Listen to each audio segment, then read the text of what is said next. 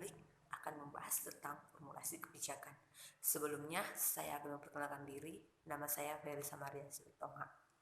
Nah, formulasi kebijakan adalah salah satu tahap terpenting dalam pembuatan kebijakan publik.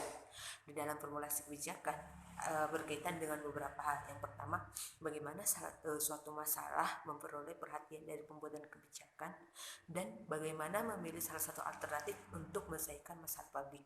Nah, di sini ada tahap-tahap formulasi kebijakan. Yang pertama, perumusan masalah. Nah, di dalam perumusan masalah ini dibuat untuk memecahkan masalah yang ada dalam masyarakat. Jadi masalah-masalah yang ada dalam masyarakat dibawa ke perumusan masalah dulu. Nah, kemudian kedua itu ada agenda kebijakan. Nah, di dalam agenda kebijakan ini tidak semua permasalahan publik boleh masuk ke dalam agenda tersebut. Hanya masalah-masalah yang tertentu atau yang urgent masuk ke dalam agenda tersebut. Contohnya, apakah masalah itu berdampak besar bagi masyarakat dan membutuhkan penanganan pemerintah yang segera. Nah, dalam agenda kebijakan ini juga dirumuskan oleh kalangan legislatif dan kalangan DPR. Nah, selanjutnya itu ada tahap penetapan. Nah, di dalam tahap penetapan kebijakan ini mempunyai kekuatan hukum yang mengikat. Contohnya itu dalam undang-undang, jurisprudensi, keputusan presiden, dan keputusan-keputusan menteri lainnya. Jadi di dalam suatu kebijakan yang dibuat oleh pemerintah, kita bahas dulu masalahnya apa. Sebelum dibahas, kita masukkan ke dalam agenda kebijakan. Nah, setelah dimasukkan dalam agenda kebijakan dan kebijakan publik ini bisa diterapkan oleh masyarakat, nah selanjutnya kita bawa ke tahap penetapan kebijakan.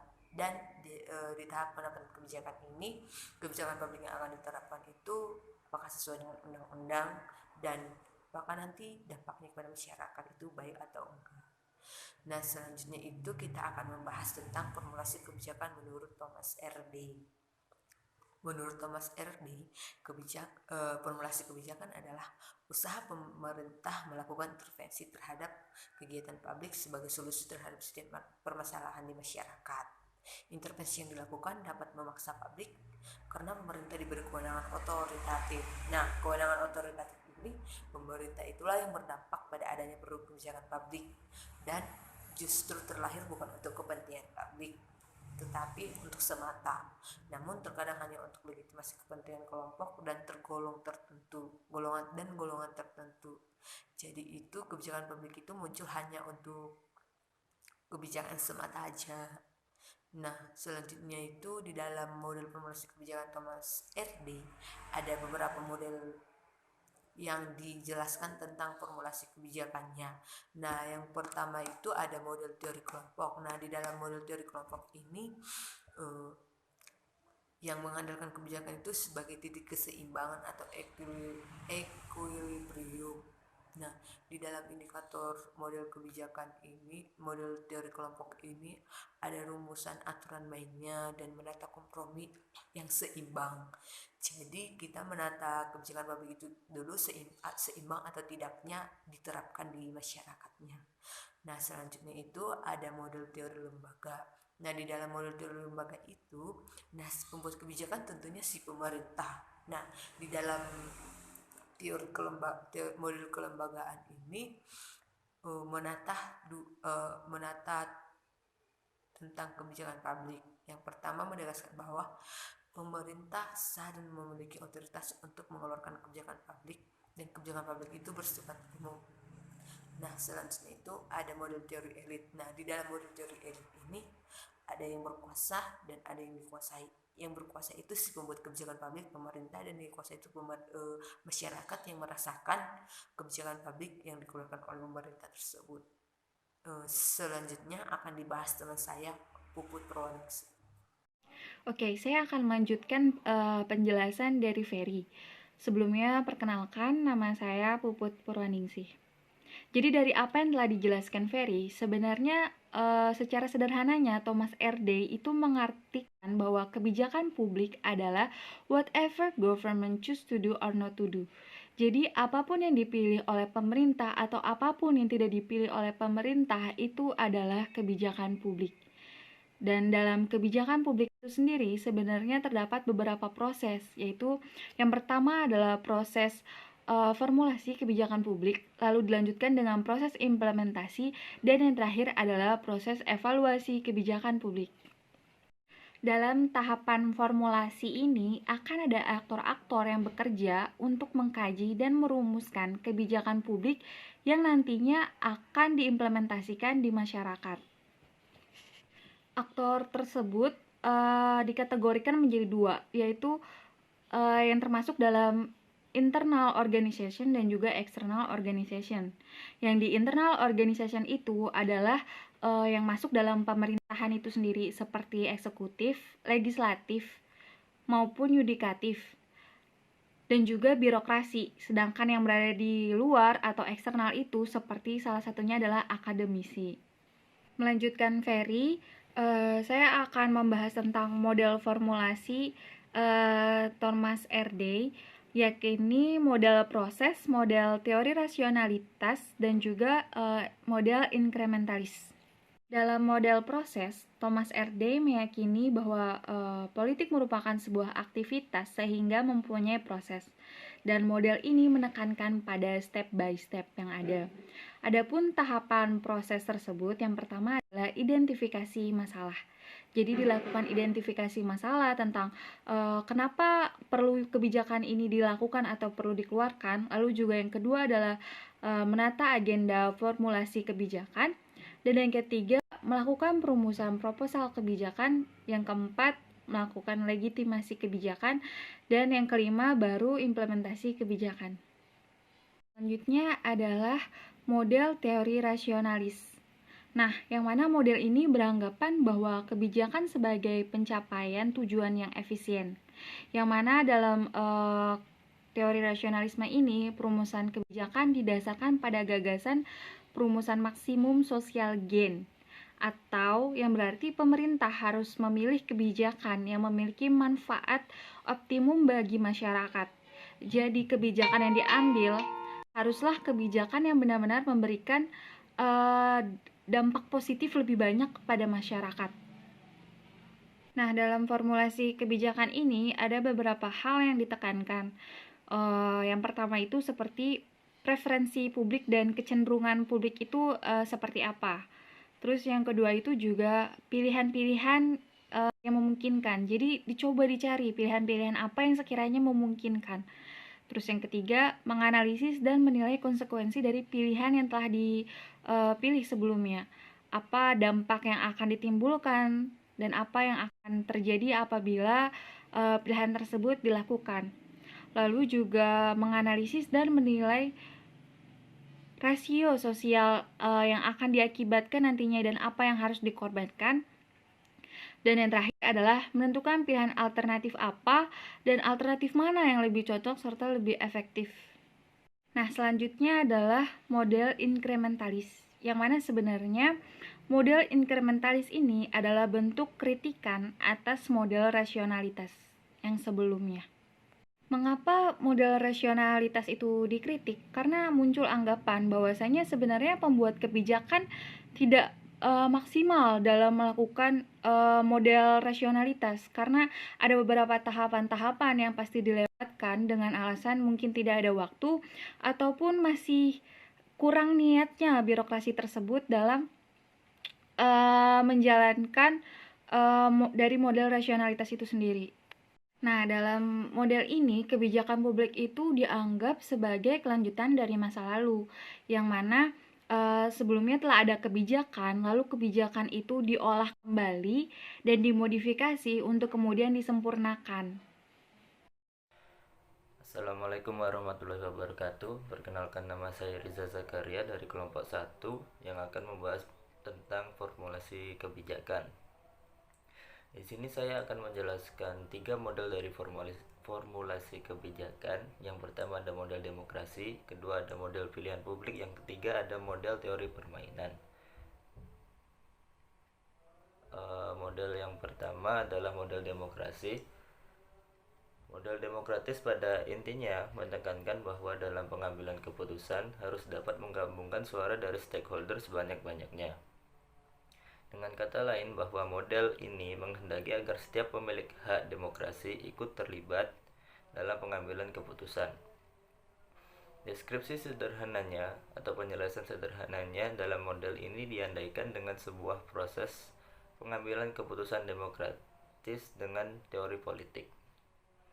Model ini biasanya berkembang khususnya di negara-negara yang masih mengalami masa transisi ke sistem demokratis seperti di negara-negara berkembang selayaknya di Indonesia ini.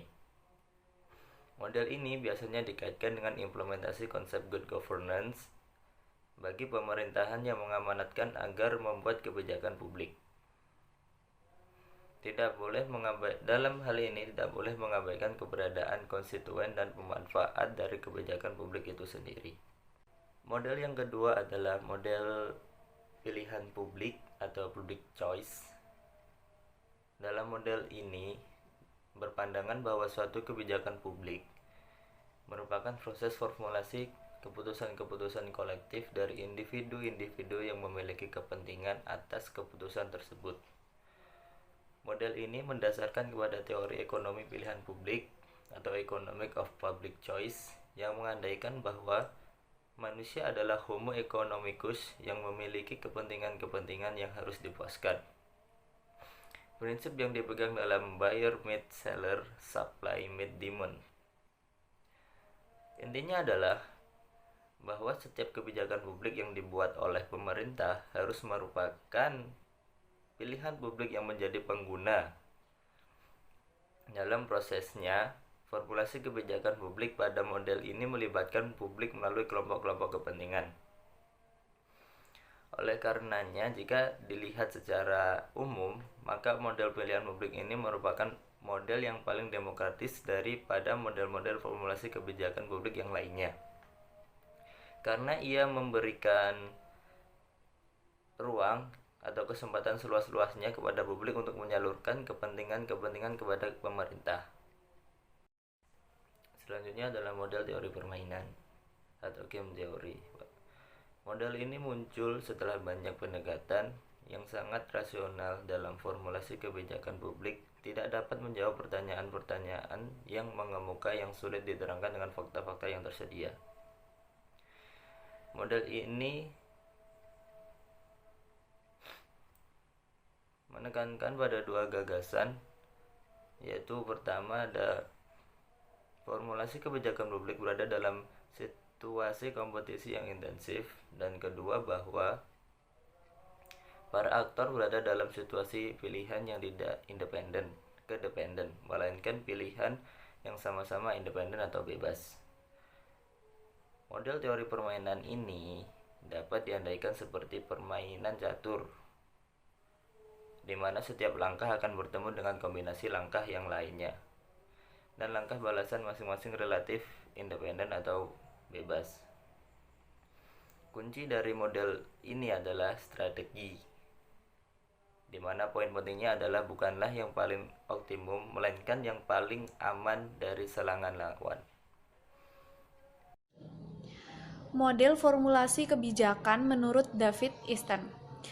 Menurut David Easton, dia mengembangkan kerja sistem dalam hal formulasi kebijakan. Itu mempunyai model sistem di mana kebijakan publik dipandang sebagai tanggapan dari suatu sistem politik terhadap ekspektasi atau tuntutan yang muncul dari lingkungan, yang merupakan kondisi atau keadaan yang berada di luar batas-batas politik. Nah, kekuatan politik yang muncul dari dalam lingkungan ini mempengaruhi sistem kebijakan, dan politik dipandang sebagai masukan-masukan atau input dalam sistem kebijakan dan politik itu sendiri. Sementara hasil-hasil yang dikeluarkan nantinya oleh sistem kebijakan dan politik itu sebagai keluaran atau outputnya dari sebuah sistem kebijakan dan politik itu sendiri. Dalam sirkulasi formulasi kebijakan, maka sistem dan subsistem kebijakan tidak akan pernah berhenti. Menurut model sistem ini, kebijakan publik merupakan hasil dari suatu sistem politik. konsep sistem itu sendiri menunjuk pada seperangkat institusi dan rangkaian kegiatan yang dapat diidentifikasi dalam kehidupan masyarakat yang nantinya itu berfungsi untuk mengubah tuntutan-tuntutan atau demands menjadi keputusan-keputusan yang otoritatif.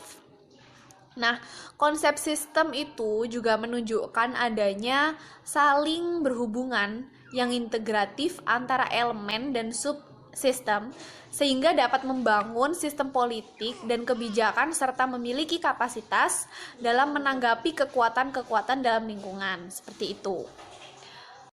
Meskipun demikian, model sistem ini masih ada kelemahannya, yakni terpusatnya perhatian pada tindakan-tindakan yang dilakukan oleh pemerintah dan pada akhirnya kita kehilangan perhatian pada apa yang tidak pernah dilakukan oleh pemerintah. Nah, menurut David Easton ini tadi, model sistem itu bisa diilustrasikan sebagai berikut. Pertama, yang tadi sudah saya jelaskan, itu ada input,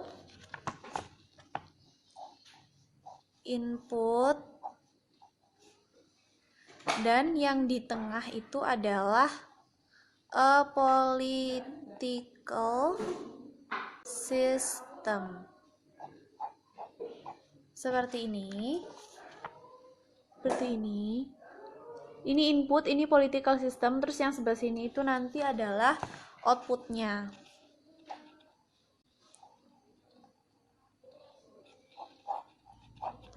Outputnya seperti ini. Jadi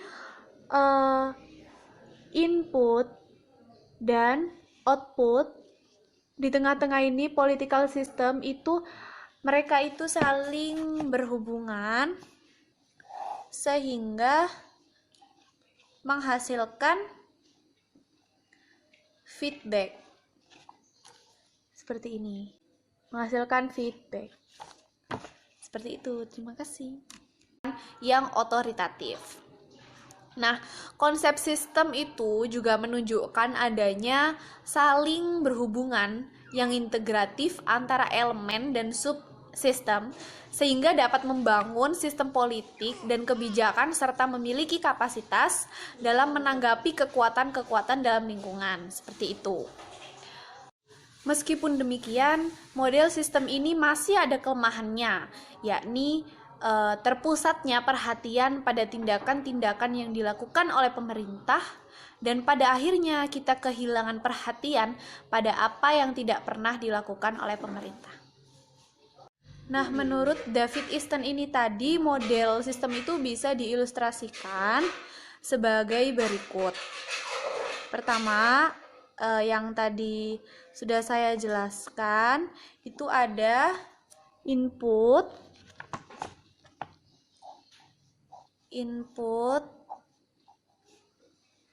dan yang di tengah itu adalah a political system.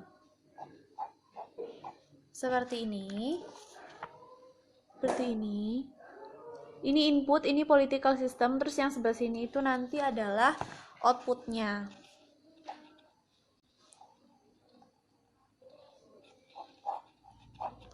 Outputnya seperti ini. Jadi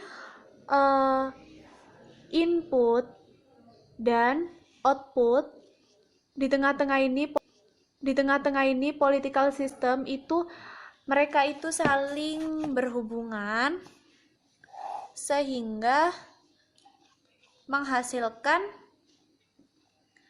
feedback seperti ini, menghasilkan feedback seperti itu. Terima kasih. Nah, selanjutnya saya akan menjelaskan mengenai model formulasi kebijakan menurut Payne dan Naumes. Sebelumnya tadi sudah dijelaskan mengenai model formulasi kebijakan menurut David Easton. Sebelumnya perkenalkan, nama saya Lukmanuddin Riki Budiman. Nah, dalam model formulasi kebijakan Payne dan Naumes menawarkan suatu model formulasi kebijakan publik yang dikembangkan dari model sistem David Easton. Sebenarnya model formulasi Payne dan Omes ini tidak jauh beda dengan David Aston. Dan model formulasi Payne dan Omes ini merupakan kembangan dari model formulasi kebijakan David Aston tadi sebelumnya.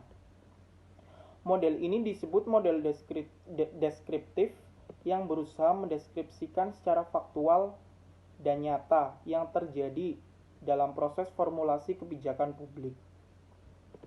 Payne dan Omes menggambarkan model formulasi kebijakan sebagai interaksi yang terjadi antara lingkungan dengan para aktor kebijakan dalam suatu proses yang dinamis. Dengan asumsi bahwa dalam hal formulasi kebijakan terdiri dari interaksi nyata yang terbuka dan dinamis antara aktor formulator kebijakan dengan lingkungannya. Nah, interaksi yang terjadi dalam bentuk input dan output yang telah dijelaskan tadi. Inputnya yaitu kekuatan politik yang muncul dari dalam lingkungan dan mempengaruhi sistem kebijakan dan politik itu sendiri. Lalu outputnya yaitu hasil-hasil yang dikeluarkan oleh sistem kebijakan dan politik itu sendiri. Nah, output yang dihasilkan oleh organisasi ini pada akhirnya akan menjadi bagian integral dengan lingkungan dan seterusnya, dan akan berinteraksi dengan organisasi.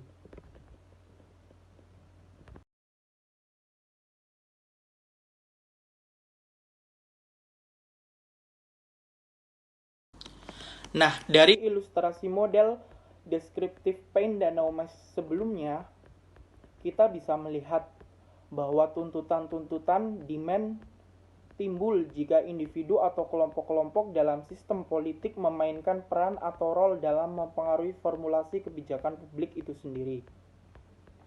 Lalu, kelompok-kelompok ini secara aktif dan berusaha untuk mempengaruhi pada tahapan formulasi kebijakan publik. Sementara, dukungan-dukungan atau support diberikan jika individu-individu atau kelompok-kelompok dengan cara menerima hasil-hasil pilihan, mematuhi peraturan melaksanakan kewajiban membayar pajak, dan secara umum mematuhi dan melaksanakan keputusan-keputusan sebagai produk kebijakan publik yang sudah terlegitimasi. Terima kasih. Baik, selanjutnya kita akan membahas mengenai formulasi kebijakan yang dikemukakan oleh Amitai et Zioni. Nah, salah satu teori yang dikemukakan tentang formulasi kebijakan oleh Amitai et Zioni adalah teori gabungan. Nah, gabungan antara apa? Tahan dulu. Kita harus mengenal terlebih dahulu, paling tidak sedikit, mengenai siapa itu Amitai et Zioni. Nah, Amitai et Zioni adalah sosok atau tokoh sosiolog yang berdarah Israel Amerika, dan dia ini terkenal karena tulisan-tulisannya tentang sosioekonomi dan juga tentang komunitarianisme. Dia juga salah satu penggerak gerakan komunitarianisme di tahun 1990-an. Nah, selanjutnya kita akan membahas teori yang dikemukakan tadi, yaitu teori gabungan dari Amitai et Zioni ini. Nah, apa yang dimaksud gabungan? Yaitu gabungan antara dua teori dasar. Yang pertama adalah teori yang dikemukakan oleh Edward Banfield tentang formulasi kebijakan ini, yaitu rasional komprehensif. Dan yang kedua adalah teori yang dikemukakan oleh Charles Lindblom, yang dia mengemukakan teori tentang formulasi kebijakan, yaitu teori inkrementalisme. Nah, akhirnya digabungkan menjadi teorinya Amitai et Zioni ini. Nah, sebelum melihat hasil dari gabungan tadi, kita tentunya harus mengetahui terlebih dahulu bagaimana teori-teori yang dikemukakan oleh dua tokoh tadi, Edward dan juga Charles. Nah, Edward mengemukakan tentang rasional komprehensif. Dari namanya tentu kita tahu dia ingin formulasi kebijakan ini terjadi secara rasional dan juga komprehensif mendalam. Nah, apa yang dimaksud rasional dan komprehensif? Dia ingin formulasi kebijakan jangka panjang yang itu difikirkan matang-matang dan juga secara detail. Singkatnya seperti itu. Dan juga teori yang kedua yaitu teori dari Charles Lindblom. Dia mengkritik teori dari Edward ini. dia mengatakan bahwa formulasi kebijakan lebih baik dilakukan secara sedikit demi sedikit, perlahan demi perlahan, dan juga kondisional. Nah, makanya teori inkrementalisme ini adalah teori yang disebut sebagai teori yang dia sangat-sangat realistis. Dia melihat kondisi bahwa pelaku pembuat kebijakan itu tidak semuanya memiliki waktu yang banyak, pendidikan yang cukup, dan lain sebagainya. Dia melihat faktor-faktor tersebut sehingga dia rasa singkatnya seperti itu. Dan juga teori yang kedua yaitu teori dari Charles Lindblom. Dia mengkritik teori dari Edward ini. Dia mengatakan bahwa formulasi kebijakan lebih baik dilakukan secara sedikit demi sedikit, perlahan demi perlahan, dan juga kondisional. Nah, makanya teori inkrementalisme ini adalah teori yang disebut sebagai teori yang dia sangat-sangat realistis. Dia melihat kondisi bahwa pelaku pembuat kebijakan itu tidak semuanya memiliki waktu yang banyak, pendidikan yang cukup, dan lain sebagainya. Dia melihat faktor-faktor tersebut sehingga dia rasa kebijakan itu ya setahap demi setahap aja formulasinya. Dia melihat bahwa ya kita ngelihat kondisi saat ini dan memperbaikinya setahap demi setahap. Berbeda dengan teori tadi ya, rasional komprehensif dia merasa bahwa nggak bisa, ini harus kita lihat jangka panjangnya seperti apa dan juga harus sudah detail gitu. Nah, selanjutnya dari kedua teori ini digabungkan oleh Amitai Etzioni. Amitai Etzioni dengan teori gabungannya atau double scanningnya atau tadi teori gabungan, dia melihat bahwa setiap formulasi kebijakan ini harus disesuaikan dengan apa bentuk dari kebijakan yang akan dibuatnya. Contohnya kalau kebijakannya tentang perang, apakah bisa dibuat jangka panjang? Tentu enggak, tentu kondisional. Maka dari itu yang lebih tepat adalah tentang teori inkrementalisme dari Charles. Sedangkan teori-teori tentang misalkan ekonomi dan sebagainya, kebijakan-kebijakan seperti itu lebih baik menggunakan teori jangka panjang. Jadi lebih melihat dari sisi baiknya. Kalau dari Amitai Etzioni ini, dia lihat formulasi kebijakan ini bisa dilakukan secara menggunakan teori yang pertama, juga kadangkala lebih tepat menggunakan teori yang kedua. Itu kemudian yang disebut dengan teori gabungan dari Amitai Etzioni. Untuk lengkapnya bisa juga teman-teman baca literatur yang berkaitan dengan ini. Nah, terakhir saya ingin mengingatkan ada tahapan-tahapan dari kebijakan. Nah, formulasi kebijakan ini adalah salah satu tahapan tersebut. Sebelum dari formulasi kebijakan, tentunya kita harus melihat dulu permasalahan yang ada atau identifikasi masalah. Setelah itu baru dibuatkan formulasi kebijakan, diimplementasikan, selanjutnya baru ada tahap terakhir yaitu evaluasi. Untuk kedepannya dilihat apa kemudian langkah selanjutnya yang tepat atau kebijakan selanjutnya yang perlu untuk diambil. Ya, perkenalkan nama saya Melinia Dewi Purwanti Ningsih